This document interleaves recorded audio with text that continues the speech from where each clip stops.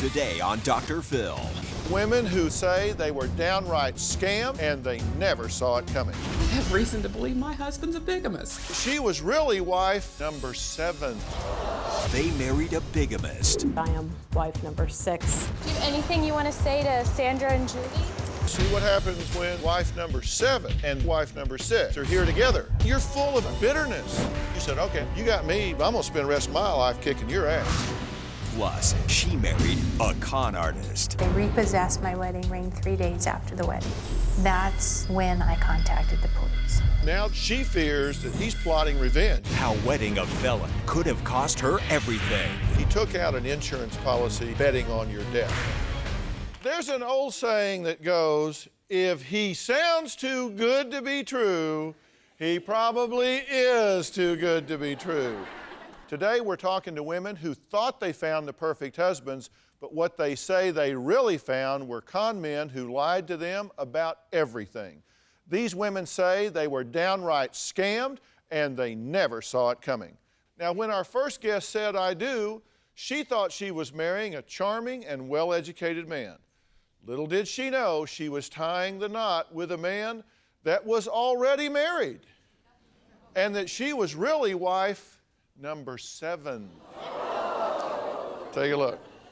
I met Ed Hicks through an online personal ad. He was extremely easy to talk to. He was a single father and seemed very attentive toward his children. He was fun, intelligent, charismatic. We could talk for hours. 6 months after meeting him, I went to his home. I saw pictures inside Ed's house, family-type pictures. And I asked him, who are these people? And he told me that they were the children's mother's family. I received a phone call from him one evening, and I have caller ID, and it said Julie Hicks. And I said, who is Julie Hicks? Ed told me that Julie was his cousin. I found out later, Julie Hicks was really his wife. even though I had suspicions. I loved him probably more than anybody I've ever loved. Over the last 4 years, I've probably spent close to $50,000 on things for Ed. I paid for his children's college education. I gave him access to a credit card. He started pressing me to take my retirement money so we could build our house in the Bahamas. I filed income taxes jointly, and we were to get a refund back, and I waited, and the refund never came. I called the State Department of Taxation, and they said, Mrs. Julie Hicks, your income tax refund has been withheld. And I said, wait a minute, my name isn't Mrs. Julie Hicks. You can imagine, I was quite shocked. I confronted him. Tell me about Mrs. Julie Hicks. For the first time in my life, I thought a man was going to hit me. At that point, I knew he was the biggest liar I'd ever met in my life. I said, I'm so tired of your lying. Get out of my house. I went to the police and I said, I have reason to believe my husband's a bigamist. I was disgusted when I found out I was the 7th Mrs. Hicks. Who would have known Ed was married to Audrey, Sharon, Monica, Johnette, Rose, and Julie, all before he married me? Everything he told me was a lie. At the time that he was indicted on the felony charge of bigamy, he had at least 6 personal ads online. He advertised for a woman to live with him on property that I'd helped buy. I started a blog called Fight Bigamy. It is completely consuming me. Right now, it's informing people of the biggest serial bigamist that I know of, which is my soon-to-be ex-bigamist husband. I believe that Ed Hicks is an absolute con artist. I want Ed Hicks to sit in a jail cell so he can no longer prey on kind, caring, unsuspecting women. Okay, now this had to just be a shock to find out your husband's married. Oh, definitely. I had no idea. So you said too good to be true. What was the story? What did he tell you? Who was this guy as he presented to you? He presented himself to me as an engineer from an illustrious engineering school. Was he? No. Okay, go ahead. He presented himself as a very high-level government employee. Was he? Not high level. Okay. High enough, but not as high as he presented himself as. But he actually worked for the government. He does. There's your government. There you go. That's your government at work for you. Yes. Okay, go ahead. He told me he had been married one time before to the mother of the 2 children that I had met. Right. Not true. Not true. When you found this out, because you'd been living with this person, Yes. you mean you'd been husband and wife, gone to bed at night, got up, read the paper in the morning, went to the store, just going through your life, and the whole time, where was did his other wife think he was? She really didn't know because he kind of went under the radar. She couldn't afford to find him. Yeah, but I mean, for a time though, he's going back and forth. I mean, He was. I don't When know I how met you him- go under the radar. Robin's radar goes real high and real low, and it'd be kind of hard to go under the radar. So what was the moment in time that you said, "Oh my God, I've been had"? Probably right before my mother passed away, I found out about the income tax refund. And when I called about that, they referred to me as Julie. And I said, my name isn't Julie. And they said, well, this is due to your 1999 refund. And I said, I didn't know this man in 1999. So at that point, I absolutely knew that there was another Mrs. Hicks. Oh, now you've been very critical of yourself. I mean, you've Oh, been yes. very frustrated about Yes. all this, and I want to go over the things that you think you missed. You call these the Sandra stupid moments, Yes. right? Okay, Yes. and I want to go over this because you want people to know this. You want people to think about this so they do. don't get in the same thing. You said he would go somewhere and call you, and Julie's name, his current other wife, would show up on caller ID. Right. Right after I met him, he called me from his home, and the name Julie showed up on the caller ID, Julie Hicks. And I asked him, because I knew what his daughter's name was.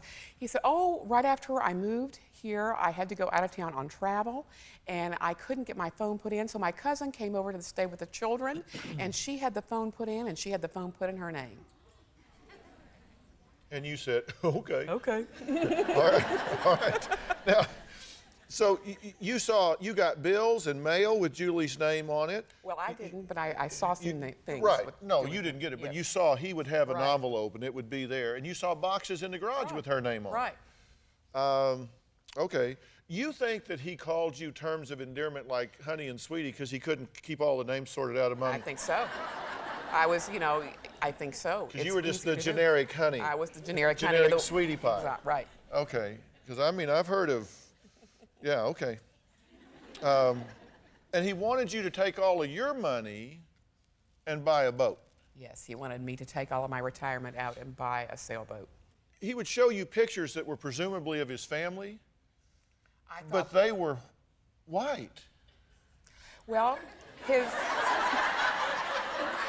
but the children's mother that I knew was also white. Those were his in-laws. Okay, and you inquired about family photos. Right. And he said, well, you're just being nosy. I was just being nosy. Did you ever see his college diplomas? No, I asked about it. And he said, oh, they're down there in one of those boxes. I'll get them out one of these days. All right, today we're talking to women who say they were conned by their husbands. Now, we're here with Sandra, who was shocked to discover that she was actually wife number 7, not wife number 2. Now, my next guest, Julie, says she married Sandra's husband first, and that makes her wife number 6. Take a look. I think Ed is the biggest liar that ever walked the earth. Ed had told me he had only been married one time. I later found out that I am wife number 6. When Ed proposed, there were no bells and whistles. He just asked me if we wanted to get married. Our wedding was just the 2 of us at the courthouse. Ed never told his kids that we had gotten married. He had told me that he didn't want them to miss school. We were living on my paycheck, and we lived paycheck to paycheck. The bills just kept piling up.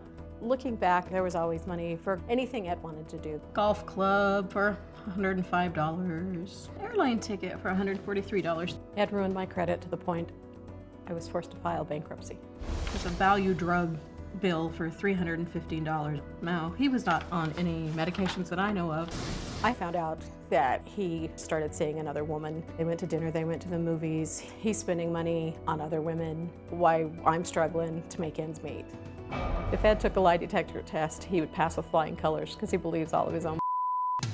In 2000, things started getting rocky. Ed started making trips to Washington, D.C. Later, I found out that he was seeing Sandra up there.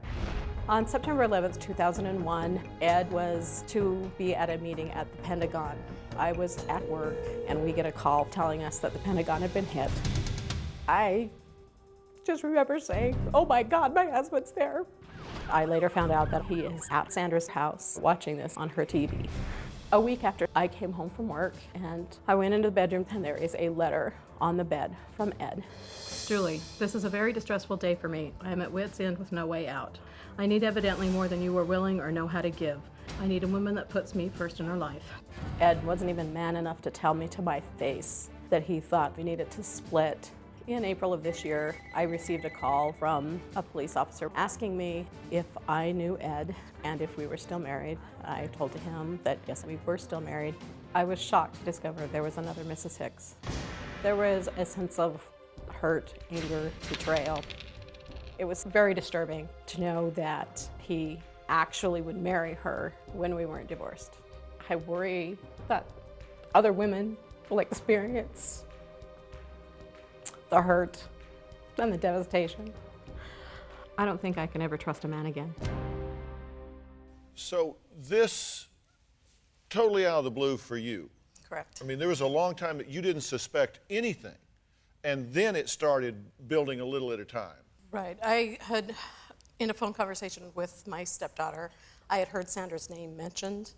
I thought he was probably living with her. I had no idea. However, they were married. Let me see if I get this, because the dance card's pretty full here. There's like 7 brides. Confirmed. Okay, and I mean, I've heard of 7 brides for 7 brothers. This is 7 brides for 1 brother. Correct. And so, okay, we've got Audrey that he married back in '65, but then he had a son with her half sister Sharon, and Right. so he married Sharon. Right. Okay, and then Sharon caught him cheating with his 3rd wife, Monica. So he said, okay.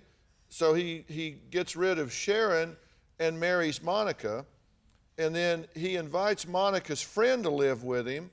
And this leads to Johnette becoming wife number 4, but he forgot to divorce Monica. Correct. Okay, so I mean, now, of course, I'm just looking at the calendar, and I guess I need to say allegedly, because I haven't seen the court records on this, but so allegedly he's married to Johnette and Monica at the same time. Then he finally gets rid of Johnette, and then he marries Rosemarie. Correct. And he's still married to Rosemarie when he marries you. Correct. And then he's still married to you when he marries you. Correct. Okay. So part of that now leads me to say, okay, so what's the impact this has had on you? What's the impact this has had on you? And what do you do about it now to get on with your life, right? Exactly. Because y'all have got to be not happy That's an understatement. about this. Right. I am 100% committed to this mission. I would like to see Ed Hicks incarcerated. It is completely consuming me. I spend 9 hours working on my job, and I come home and I spend 4 hours working on this. I'm concerned with Sandra that she's alone a great deal of the time. She seems to be so obsessed.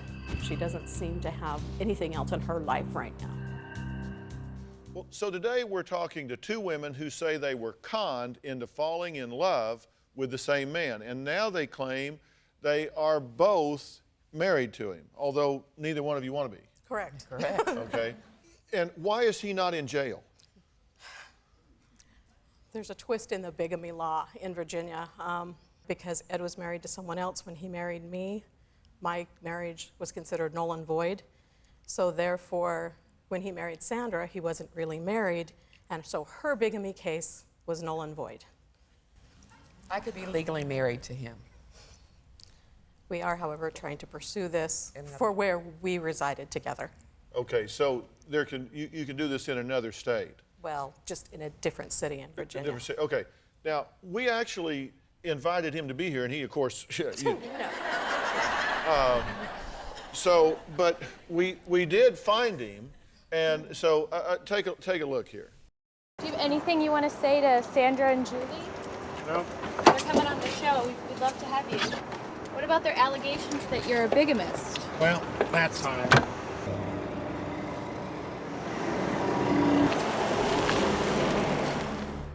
Okay. He didn't much want to talk. He will never admit he's wrong. Yeah, and when we mentioned y'all's names, kind of conversation dried up. He didn't much want to say anything. Now, let me tell you what I'm concerned about. You've put on 100 pounds. Yes. Because you are angry, you are hurt, you are bitter, and you are medicating yourself with food. To an extent, yes. To an extent. True. I mean, is it or not? It is. It Yeah. is true. You are on a crusade. Yes. You have this website, and you're spending 4 or 5 hours a night in there working on this website, posting stuff up, talking to other people who have been in the similar situation and all that, which on balance is certainly an okay and a good thing to do. But do you want him having that control and power in your life? No, I don't. There's a point at which you've got to say, what's the old saying? The best revenge is living well. The best revenge is to not give him the power to dominate your thinking and feelings, but to get it behind you and move forward. What do you think about what I'm saying? Oh, I think you're absolutely correct. Food is a crutch. It's a habit. And it has, I was heavy when we were married, but obviously much heavier now. Right, you've gained a lot of weight since all of this stress came onto you. And Correct. Listen, I'm not being critical about that. I understand it. Right. What I'm wanting to do is, it worries me about you health-wise. It worries me about you self-esteem-wise and body image-wise. There is no self-esteem. Yeah. It's gone. Yeah, no, it's buried. It's buried. It's buried. I mean, you've internalized everything. You've put on this big layer to protect yourself and make you what you think is irrelevant, and you sit home and say, you know, my life is over. I could never trust anybody again. I could never believe in anybody again. I could never bond with anybody again. And so I'll just sit here and eat anything that's dead or seriously slowed down. That's good. Right? That's true. Okay? And besides health-wise, you are a beautiful woman. And to sit there and say, I have no self-esteem. Now, and you know, what is it about this guy? I mean, he's got you huddled up over a keyboard. My thing is, I just don't want him to do this to somebody else. He's an internet predator. He's got ads out there. You know, no one should have to go through this. No one. Oh, listen, I understand that, but you know what's worse than going through it? Is going through it for your entire life. This can't be a life sentence. You can't do that. I won't let you do that. I won't let either one of you do that. Look, you got to post that website. If you want to post that website up there because you think exposure is going to be revenge for him, then, boy, you just took a giant step forward today, because, you know, there's 10 million people watching this deal, and so that you can't get on the internet that much. You can at least take tonight off. I think I will. Okay?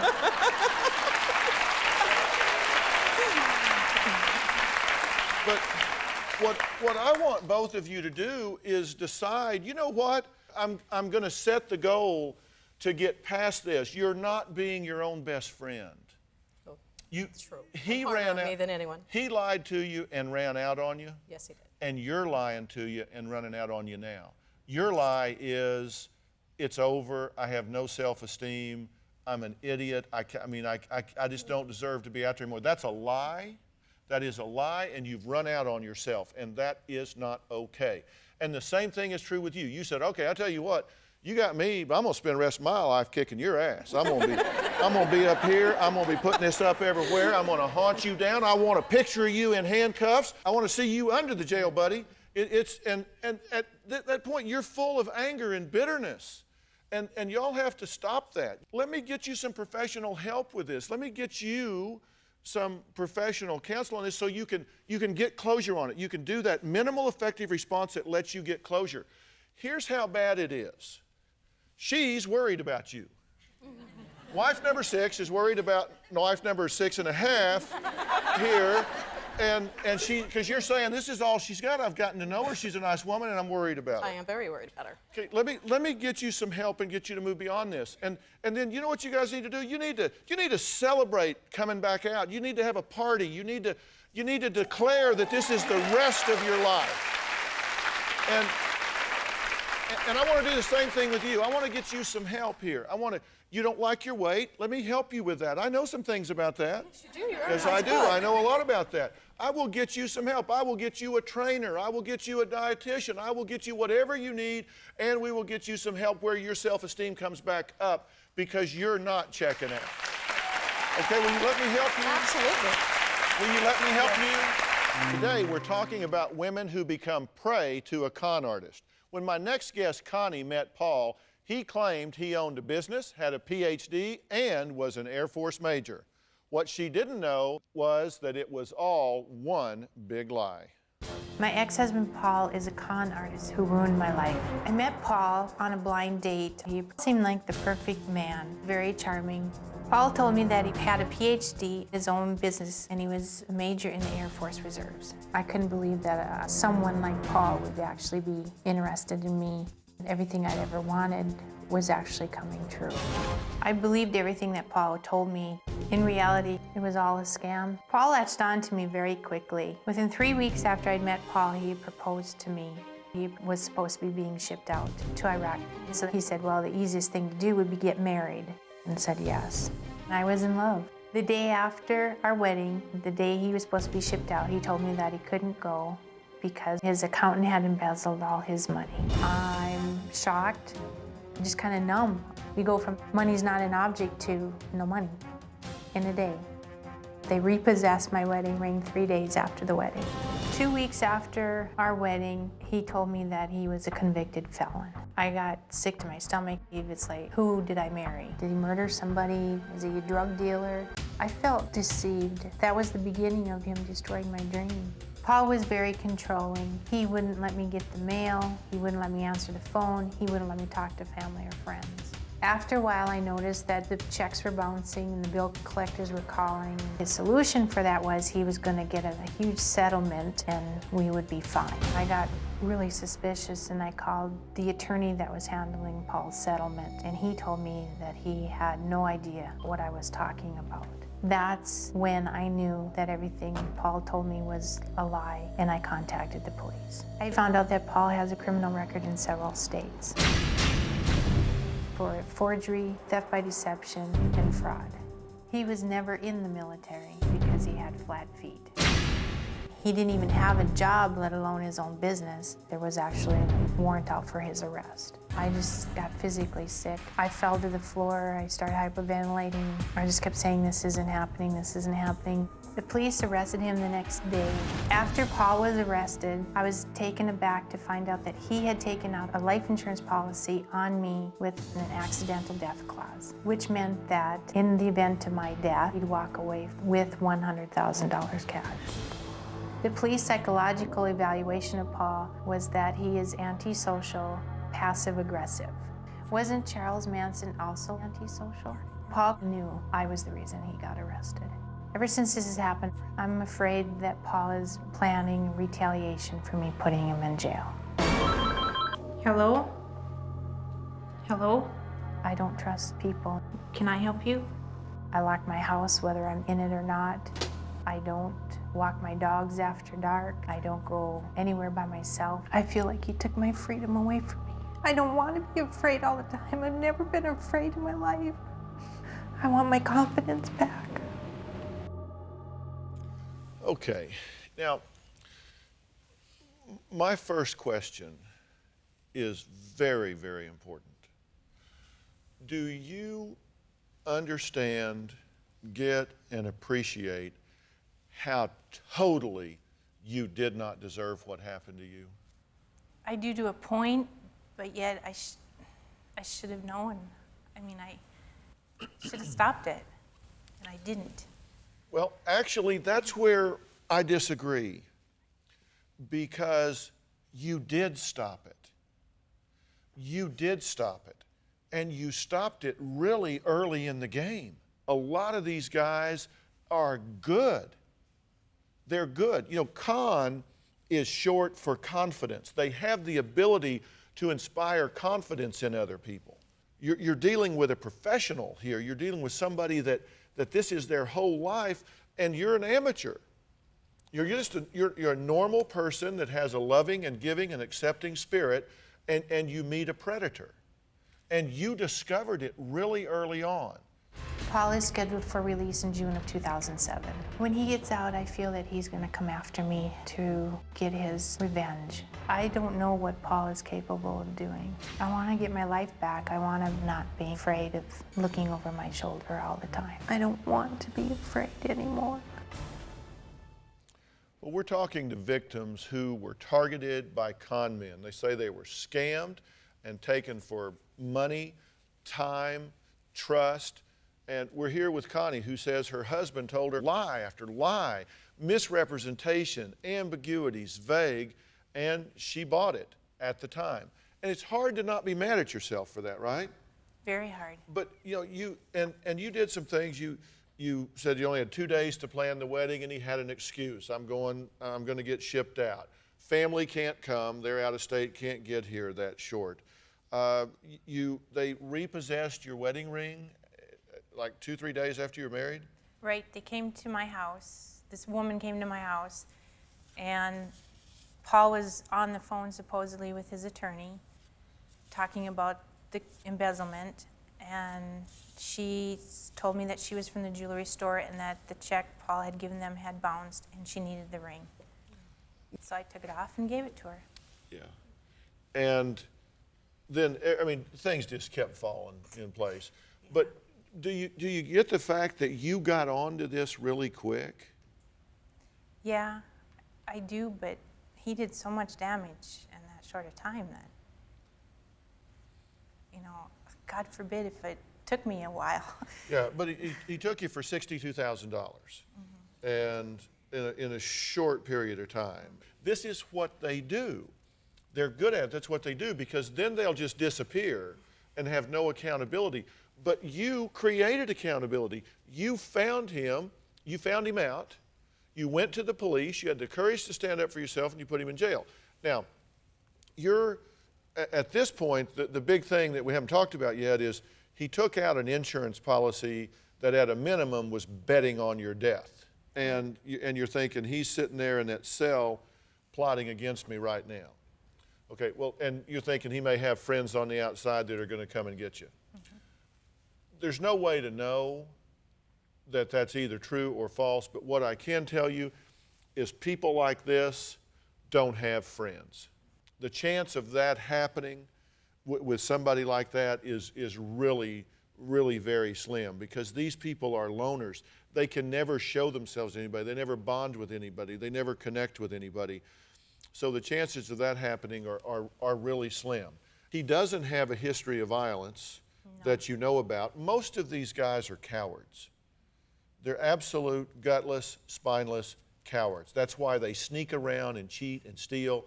And the real danger is that he'll get out and go do it with somebody else. He'll go con somebody else. But his ability to face you and deal with you is probably the last thing that he wants to do.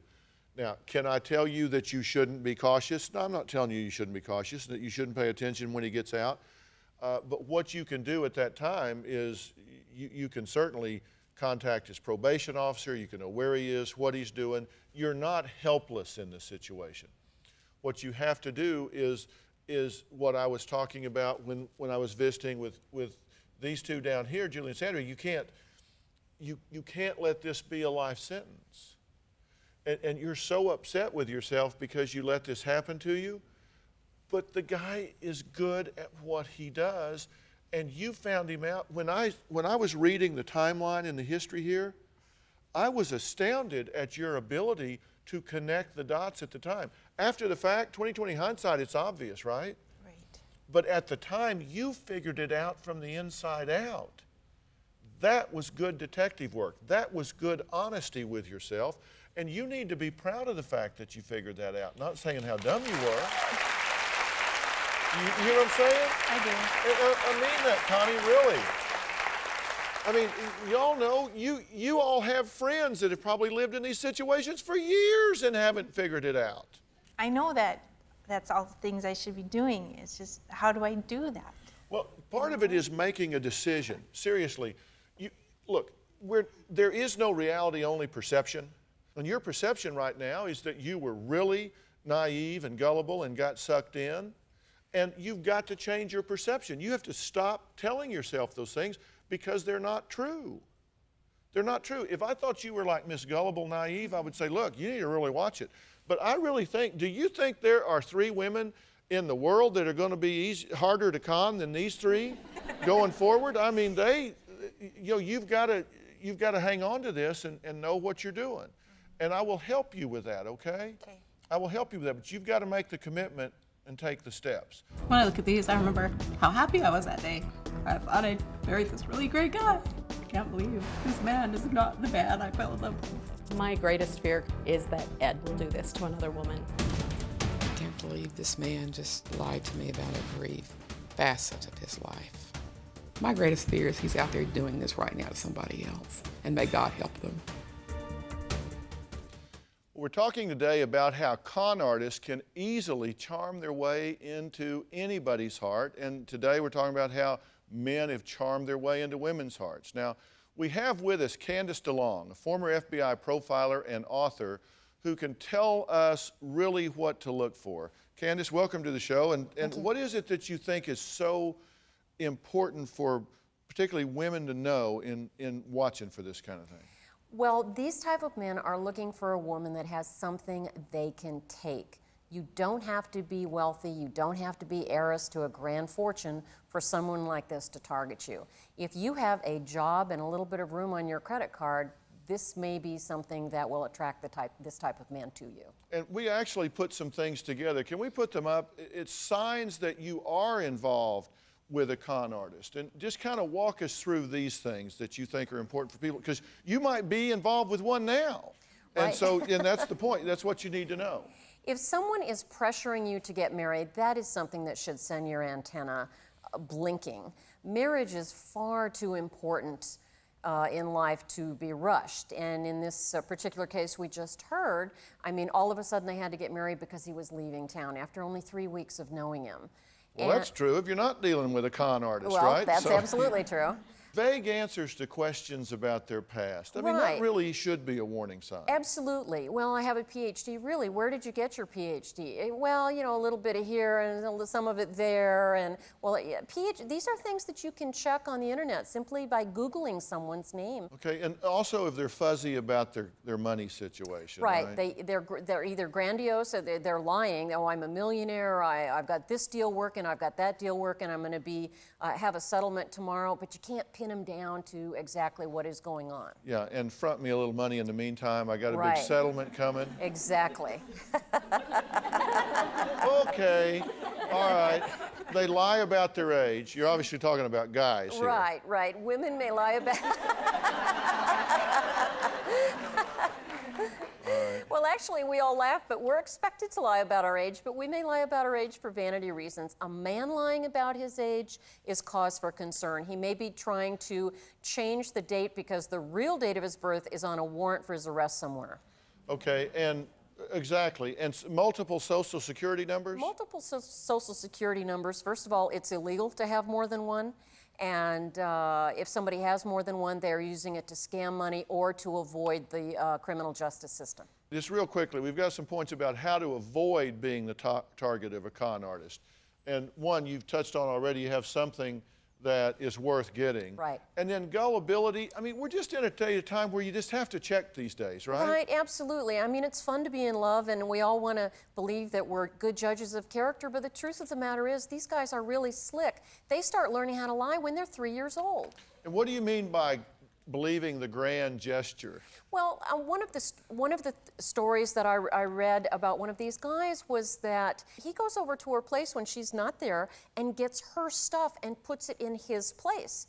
Well, she interpreted that as a grand gesture of, oh, he must really love me and wants me with him right now, when in fact it was theft, for one thing, and secondly, it was meant to control her and get her in his world as soon as possible. Yeah, and testing boundaries with money. Absolutely. For example, one of the things they'll do early on in the relationship may ask you out to dinner, and then when the check comes, oh, honey, I left my wallet in the car. Your response should be, oh, honey, I left mine at home. Yeah. Do you have a story or a question for me? Click the link in the description and tell me what in the world is going on.